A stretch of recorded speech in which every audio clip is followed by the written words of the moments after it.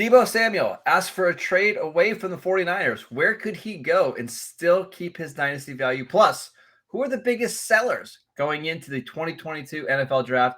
All of that and more in this episode of the show. You are Locked On Dynasty Football, part of the Locked On Podcast Network. Here are your hosts, Marcus Mosher and Kate Magdziuk. Welcome into the Locked On Dynasty Football Podcast, everybody. I am Kate Magdziuk. You can follow me on Twitter at FFBallBlast. And as always, I am joined by Marcus Mosher. You could follow him on Twitter at Marcus_Mosher.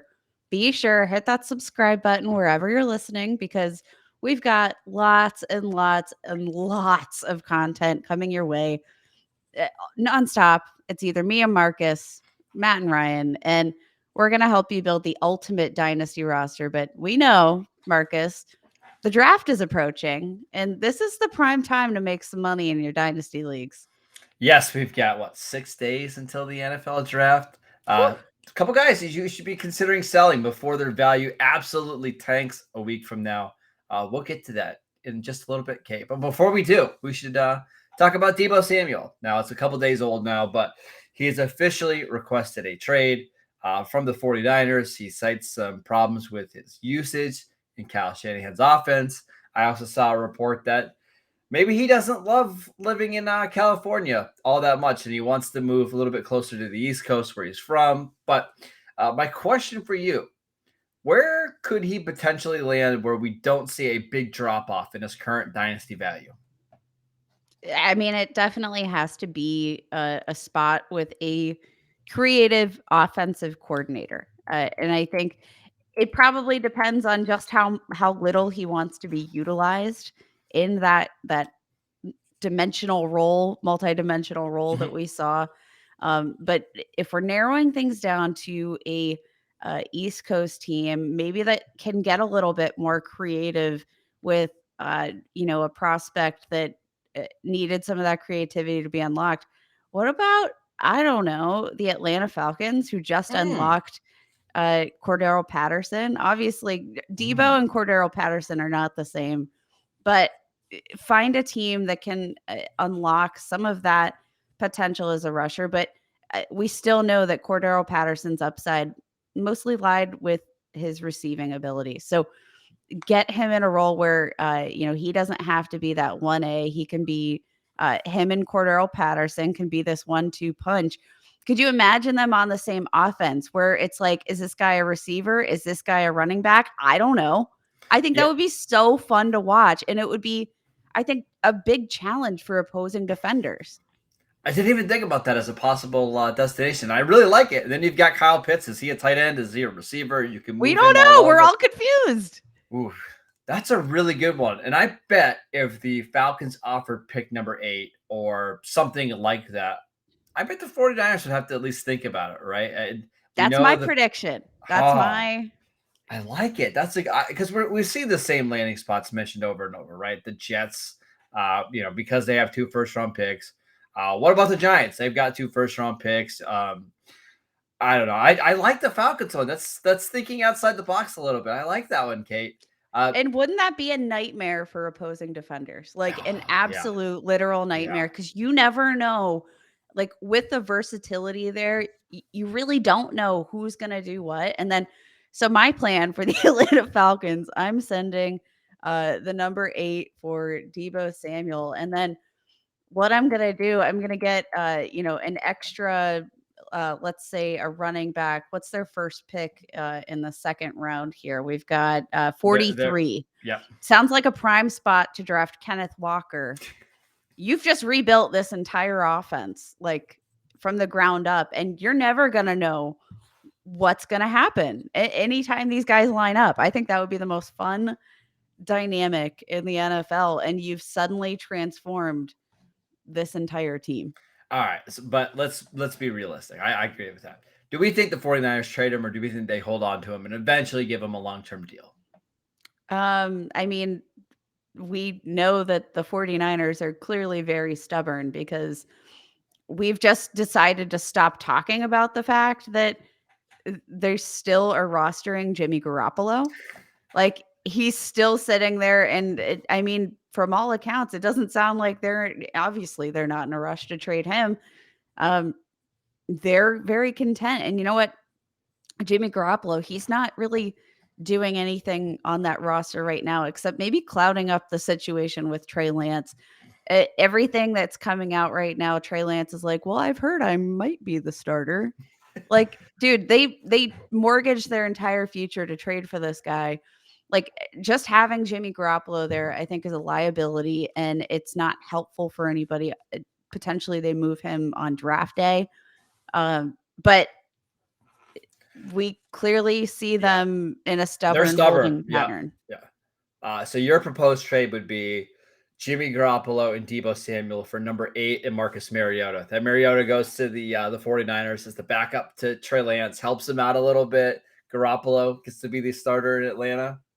That actually be kind of fun to watch. Yeah. I would not be opposed to that. But I would feel bad for Marcus Mariota, who does he's excited to get his opportunity to potentially be a starter in the league again. My prediction is that the 49ers are going to allow some time here. He's still on the last year of his rookie contract. They can franchise him next year if they need to. Because they are in a Super Bowl window, I don't see any reason why they're going to move on. So as much as Deebo might want out, I don't see him leaving. But it's been a strange offseason, Kate. We've seen receivers move all over the place, so we shall see. All right, I want to get to some guys that you should consider selling now before the NFL draft starts. But before we do that, a couple sponsors we want to tell you guys about. Today's show is sponsored by Blue Nile. Blue Nile has jewelry experts on hand 24/7 to help you find some fine jewelry for that special woman in your life. Available via phone or chat, they can help you to find a memorable gift at every single budget. On BlueNile.com, you can easily navigate through thousands of fine jewelry options at every single price point. And this Mother's Day, give mom something she'll treasure forever with fine jewelry from BlueNile.com. And Locked On Dynasty listeners will get $50 off $500. This podcast exclusive is good through Mother's Day. Use promo code Locked On. That is promo code Locked On. Plus, every order is insured. It ships free and it arrives in a discreet package, so it won't give away what's inside. Shop stress-free and find your forever piece. Go to BlueNile.com today. We also want to tell you guys about BetOnline. BetOnline.net is your number one source for all of your betting stats and sports info. Find all the latest sports developments, including league reviews and news, including this year's basketball playoffs and the start of Major League Baseball season. BetOnline is your continued source for all of your sports wagering needs, including live betting, the playoffs, esports, and more. Head to the website or use your mobile device to learn more about the trends in action. BetOnline, where the game starts. And if you need basketball tips and gambling advice, make sure you go follow at FFBallBlast on Twitter. Kate's pretty amazing when it comes to basketball stuff. I don't know how you do it, but you're I need to change my name at BB Ball Blast. Yeah, there you go. I like it. BB Ball. All right, let's get to some guys that we are thinking might lose some value here over the next couple of weeks, Kate, or next week, Kate. Who do you have? Who do you want to start with? All right, I hate this particular sell, so bear with me, but I think we need to consider selling Damian Harris, and it's not even that his value is at its peak, but I do think that I worry that they're just going to continue to stack up running backs. We saw James White's returning. I mean, this Damian Harris, he's a guy that had the 5th most touchdowns from scrimmage in 2021. He was fantastic, but in that span where he ranked 5th in scrimmage touchdowns, he still only had 2 performances of 20 or more fantasy points. That's it. Like 2 top 12 weeks, done. Anytime I have an opportunity to sell a Patriots running back, I want to do it. We saw increased usage from Ramondre Stevenson this year.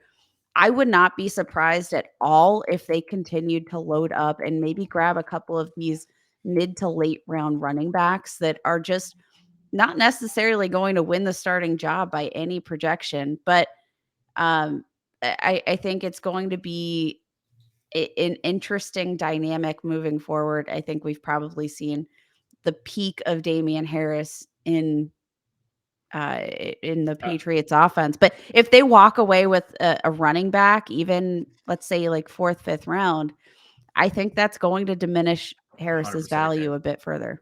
100% agree. And this is just what New England does. They take a running back late day 2, day 3 every year, and they're just going to rotate these guys. We know they like Ramondre Stevenson. They brought back James White this offseason to be the passing down back.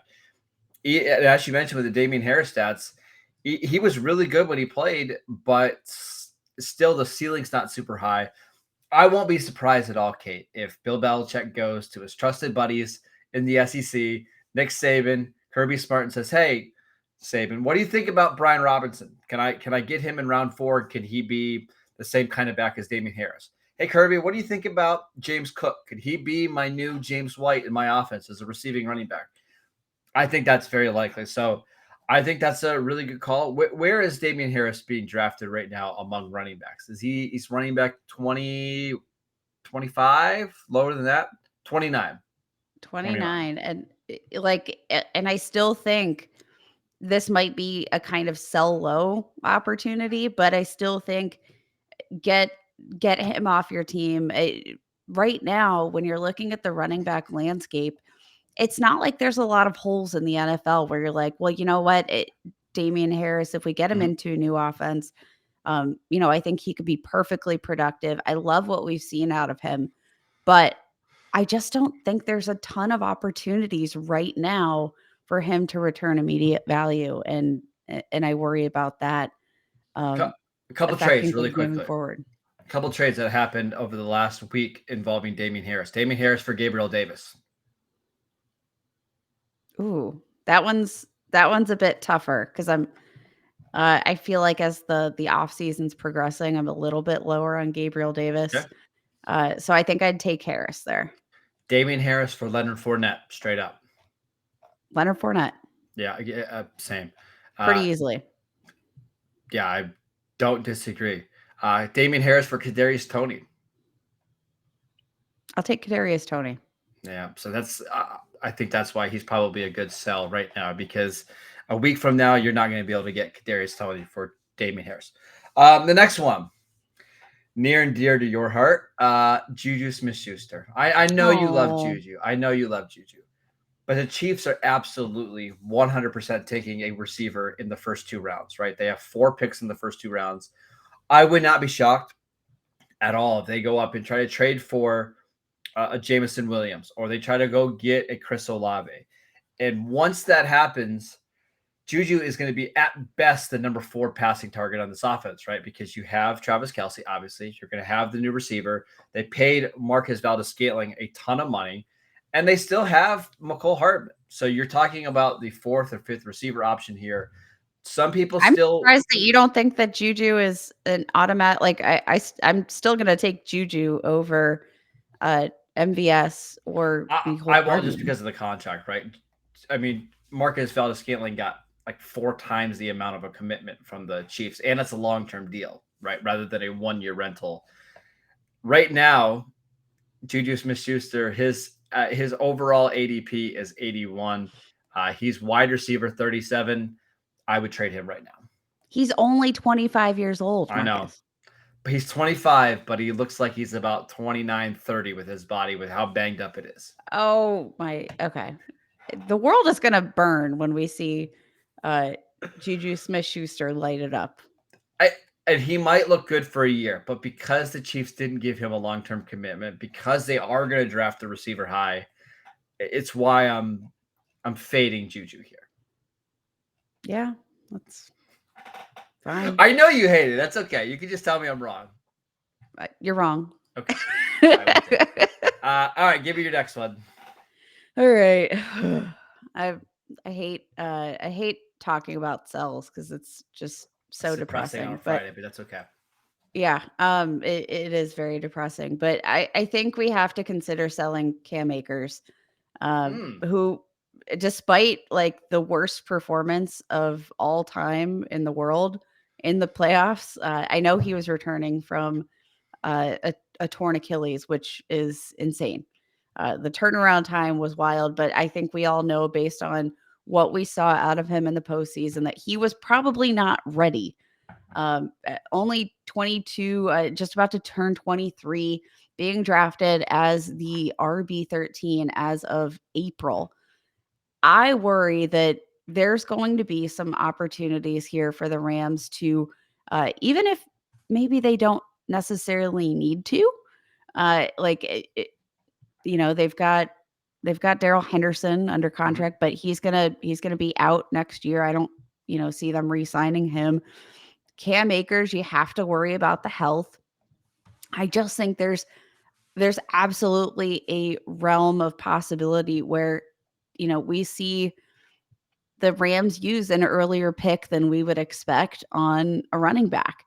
We saw even last year with limited draft capital, they spent a second round pick on Tutu Atwell. I don't think this is with outside the realm of possibility for them, but Cam Akers just not a great showing in his return among all of the running backs with the rushing attempts in the postseason. Akers ranked 37th among 37 RBs, so dead last in PFF rushing grade. And it showed. It showed in everything he did. Can he bounce back? Absolutely. But I think that the Rams are going to want some sort of insurance policy, and they've got enough comp picks. They've got, they've got a third rounder, fourth rounder, fifth rounder, 8 picks, 8 total picks in this draft. Yep. I would not be surprised at all if they got a fourth or fifth rounder and they utilize that on a running back who will be involved. Yeah, and actually, I think that's kind of the sweet spot in this draft anyways. If you, after the top, I think 2 guys, really, Walker and Breece Hall, I think there's a big gap in talent. But once you get to the 4th round and you have guys like Brian Robinson, who I mentioned from Alabama, there's James Cook, Abram Smith from Baylor, who had a heck of a Senior Bowl. I could certainly see the Rams drafting one of these guys 4th or 5th round and just be like, you know what? We're going to make Akers. Yeah, go in there. Go be our between the tackles banger, and we'll kind of spell Akers a little bit. I think that he's a good sell for a couple of different reasons. His value is incredibly high right now. He's running back 12, which is basically where he was pre-injury. So if you could trade him for Nick Chubb plus X, right? I think that's a value. You could trade him for Alvin Kamara plus something else. That's fantastic. I would trade Cam Akers for Alvin Kamara straight up, easily. There you go. Couple trades over the last couple of days. AJ Brown for Cam Akers straight up. Yeah, give me AJ Brown there 10 times out of 10. Cam Akers for Dalvin Cook straight up. Give me Dalvin Cook. Yeah. Cam Akers for Deontay Johnson and a 1st round pick. Give me Deontay and a 1st round pick. So I think that's a good call there with Cam Akers. He's probably somebody who I don't see any way his value rises over the next 5 months, right? He's pretty much capped out right now at a ceiling. He can only go down, and that's why it's probably a good time to move him. I've got a couple more that I want to run through, but before we do that, let's tell you guys about Built Bar. This time of year, almost everybody has given up on their New Year's resolutions, but not us. We are sticking to ours to eat better thanks to Built Bar, and it's because Built Bars are just so easy to eat. And they taste fantastic because they're covered in 100% real chocolate, with most Built Bars containing only 130 calories, 4 grams of sugar, 4 net carbs, and 17 grams of protein. This one is my new favorite. I don't know if you guys can see this on YouTube. It's a caramel apple one. It's absolutely fantastic. I keep them right by my desk because I like to snack. Make sure you guys go to built.com and use promo code LOCK15 to get 15% off your next order. Use promo code LOCK15 for 15% off at built.com. I just ordered a new peanut butter one. Comes today. Really, really excited. I'll let you guys know how it is. All right, Kate, let's get to a couple other ones. I'm going to do a few of these rapid fire, and I want your thoughts, okay? Okay. These are like elevator pitches on why to sell these guys. Number 1, Dalton Schultz for the Cowboys. Currently tight end 10. He's finished as a top 5 tight end in each of the last 2 years. Cowboys franchise tagged him, but they've been doing a ton of work on tight ends in this draft. It feels like they're going to draft one sometime on day 2. Let Dalton Schultz play out his franchise tag and move on. So I'm trading Dalton Schultz now before the draft gets here. I'm actually surprised by that. Because I'm buying Dalton Schultz. So if you want to sell him to me, I'll buy. All right. I don't know if he's going to be able to go anywhere else where he's going to get the same quality of targets and the same number of targets, but that's okay. Next one, Michael Carter from the Jets. The Jets are drafting a running back in the first 3 rounds. I think Breece Hall at pick, 38. They have 2 early second-round picks. Makes a ton of sense. I think Kenneth Walker makes a ton of sense. Right now, you're seeing Michael Carter be running back 20 off the board.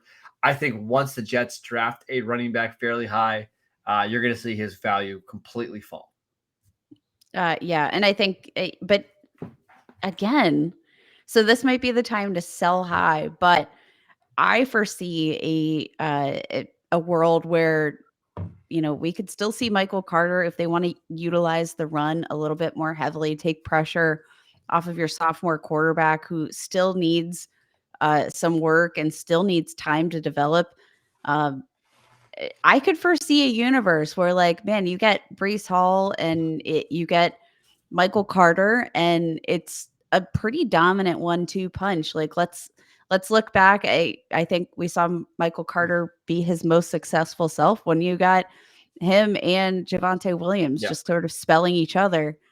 Maybe that's the kind of situation you could buy. So if they draft a running back high, that's actually, I think, going to be my cue to swoop in and buy up Michael Carter, because I liked what we saw out of him year 1. He doesn't have the typical build for a workhorse running back, but I don't know that he necessarily has to be a workhorse running back to return some fantasy value. So I'm probably going to scoop him up. But if you're looking to get him off your roster, this is the time, and not after the NFL draft. I just don't see the ceiling for where he's being ranked, because I think the best case scenario, he ends up becoming a Tony Pollard or a Kareem Hunt, where he's a really good 1B, but he's just never going to be the featured guy in a backfield. He's not the next Alvin Kamara or anything like that. So sell now before we get to the draft, and I would not be shocked if we see him completely fall down the board after they draft Breece Hall or Kenneth Walker.